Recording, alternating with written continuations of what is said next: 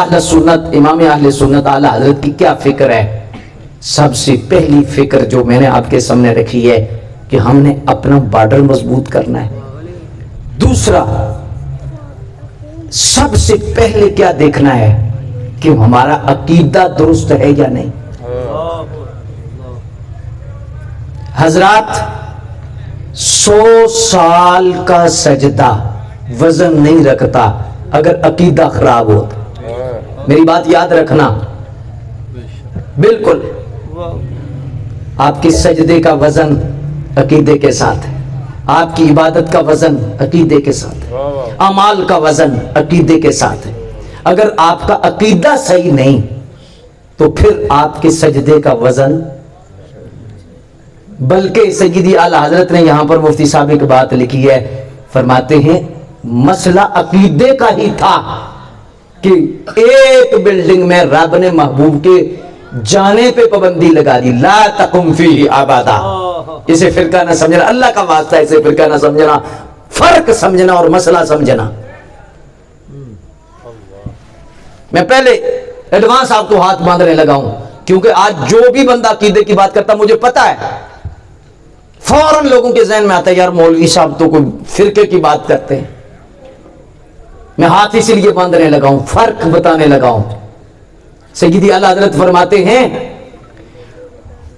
مسجد بنا دی انہوں نے اپنے طور پر، اور مسجد بنا کے دعوت دی، وہاں اذان بھی ہوئی، وہاں نماز بھی ہوئی، وہاں عبادت بھی کی جا رہی تھی، لیکن جب دعوت دی تو رب نے فرمایا محبوب لا تقم فیہ ابدا، نا نا نا نا نا نا نا نا، ادھر نہیں جانا، ادھر نہیں جانا۔ لمسجد اسس، آگے نس ہے کہ مسجد کیا ہوتی ہے، مسجد کسے کہتے ہیں، نس ہے آگے، لا تقم فیہ ابدا۔ جہاں پر دو مسئلے سیدی اعلی حضرت فرماتے ہیں، آپ فرماتے ہیں کہ جہاں پتا چلا وہاں سجدہ بھی ہو رہا تھا، وہاں تلاوت بھی ہو رہی تھی، وہاں تعلیم بھی ہو رہی تھی، اذان بھی ہو رہی تھی، اس بلڈنگ کو مسجد بھی کہہ رہے تھے، لیکن اعلی حضرت فرماتے ہیں اس آیت سے پتا چلا کہ اذان بھی ہو رہی ہو، سجدے بھی ہو رہے ہوں، تلاوت بھی ہو رہی ہو تو ہر بلڈنگ مسجد نہیں ہوتی۔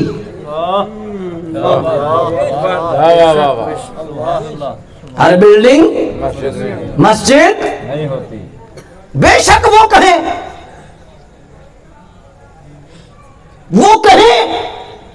تو انہوں نے کہا، لیکن اللہ نے نہیں فرمایا۔ آگے فرمایا مسجد ہوتی کون سی ہے، وہ بیان کر دی۔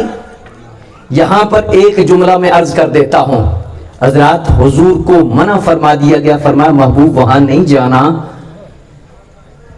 سادہ سا جملہ بولنے لگا ہوں، ناراض نہیں ہونا۔ اعلی حضرت فرماتے ہیں پتا چلا ہر جگہ نہیں چلے جانا چاہیے،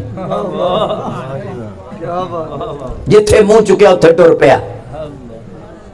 اساں تے نماز ہی پڑھنی ہے، اساں تے قرآن ہی پڑھنا ہے، تو یہ کیا ہے، یہ ہے کیا، ہمیں بھی تو سمجھاؤ نا، یہ کیا مسئلہ ہے۔ لا لا لا نہیں نہیں نہیں نہیں نہیں، اور لڑائی بھی لا کی ہے، ہاں جدھر ہو ادھر تو لڑائی نہیں، لڑائی نہ کی ہے۔ اسی لیے شروعی اسلام نہ سے ہوا، ہاں سے نہیں ہوا۔ لا الہ، آگے ہاں الا اللہ، پہلے نفی ہے پھر اثبات ہے۔ پتا چلا کہ تو نے نفی کرنی ہے، پہلے غلط کو غلط کہنا ہے، پھر تیری ہاں ہوگی، اور اگر تو کہ سب ٹھیک ہے تو تیرا کلمہ کوئی نہیں۔ علماء حق اہل سنت، علماء حق اہل سنت، لبیک لبیک بیٹا ایک منٹ، آج نعروں کی جگہ بھی لنگر ہی لو۔ ناروں کی جگہ بھی لنگر ہی، اور 15-20 منٹ اور لنگر لے لو، ناراض تو نہیں ہو رہے نا؟ ہاں جی، اللہ اکبر۔ اگر تیری یہ سوچ ہے کہ سب ٹھیک ہیں، تیرا کلمہ نہیں ٹھیک، کلمہ کہہ رہا ہے سب نہیں ٹھیک، لا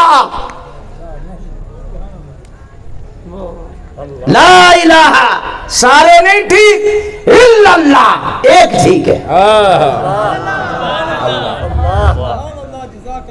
ایک اللہ ٹھیک ہے۔ اگر کہو کہ سارے ہی ٹھیک ہیں تو پھر ہوتا ہے مسلمان۔ پتہ چلا کلمہ ہمیں روکتا ہے اس نظریے سے سارے ٹھیک ہیں، صلح کلیت سے کلمہ روکتا ہے، کلمہ صلح کلیت نہیں کرنے دیتا، کلمہ روک رہا ہے ہمیں سمجھایا جائے، ہمیں بتایا جائے۔ جی بات تو دلیل سے ہوتی ہے نا، ہم گالیوں پہ یقین نہیں رکھتے، نہ ہم گالی والے ہیں نہ گولی والے ہیں، لیکن دلیل دروازے تک دیں گے۔ لا تقم فیہ ابدا، جی نہیں، ادھر نہیں کھڑا ہونا۔ یہاں پر ایک اور اشارہ کر دیتا ہوں، سیدی اعلیٰ حضرت کا فیض ہے،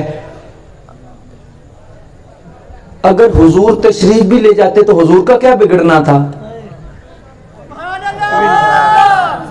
ایمان سے بتانا، ایمان سے، سبحان اللہ بے شک نہ کہو، مسئلہ سن لو یار۔ اگر حضور تشریف لے جاتے حضور کا کچھ بگڑنا تھا، لیکن منع کر دیا گیا، محبوب ادھر۔ روح اعلیٰ حضرت کہہ رہی ہے وجہ یہ تھی کہ قیامت تک نصاب رہنماؤں کو دینا تھا کہ تمہارا تو کچھ بگڑے گا نہیں، لیکن تمہارے پیچھے قوم ہے۔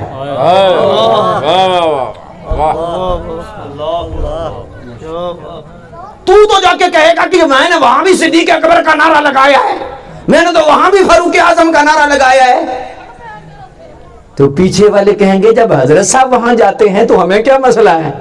تو حضرت صاحب کو تو ڈسے گا نہیں، چلو صاحب پر تجھے پیچھے نو بچائے گا کون؟ نہیں سمجھے؟ کاش سمجھنے میں آسانی ہو جائے اور ہمیں یہ بات سمجھ آ جائے۔ یہ رہبر و رہنما کے لیے قیامت تک دستور دیا، لا تقم۔ یہاں سیدی اعلیٰ حضرت ایک اور بات بھی لکھتے ہیں، فرماتے ہیں یہ جو قل یا ایھا الکافرون ہے، لا اعبد ما تعبدون ہے، یہاں پر مستشرقین اعتراض کرتے ہیں کہ یہ تکرر ہے، تکرار ہے، اور تکرار فصاحت کے خلاف ہے۔ لا اعبد ما تعبدون ولا انتم عابدون ما اعبد ولا انا عابد ما عبدتم ولا ولا ولا ولا، تکرار ہے نا، تو تکرار فصاحت کے خلاف ہے۔ تو یہ ہے قرآن، تو فصاحت پر جہاں سوال اٹھتا ہے، اعلیٰ حضرت فرماتے ہیں یہ مسئلہ نہیں، فصاحت پہ کوئی فرق نہیں پڑتا، اصل دیکھو کہ شان نزول کیا ہے۔ ابو جہل نے اصل میں کیا کیا تھا؟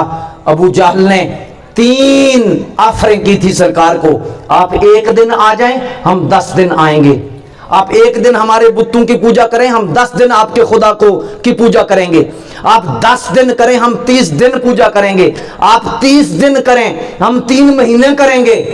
3 آفریں کی، رب نے ان تینوں کے متعلق فرمایا محبوب آپ فرما دیں، آپ فرما دیں قل یا ایھا الکافرون، اے کافرو یہ جو آفر دے رہے ہو، فرمایا لا اعبد ما تعبدون ولا انتم عابدون ما اعبد ولا انا عابد ما عبدتم ولا انتم عابدون ما اعبد، فرمایا نا اپنی پاس رکھو، اپنی صلح کلیت پاس رکھو کہ کبھی ہم آ جائیں کبھی آپ آ جائیں، فرمایا نا تمہارا خدا اور ہے ہمارا خدا اور۔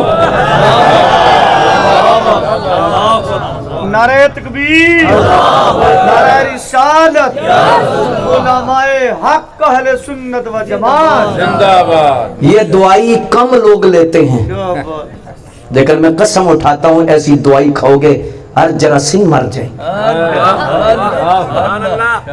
تمہارا معدہ تکڑا ہو جائے گا، تمہارا سسٹم تکڑا ہو جائے گا۔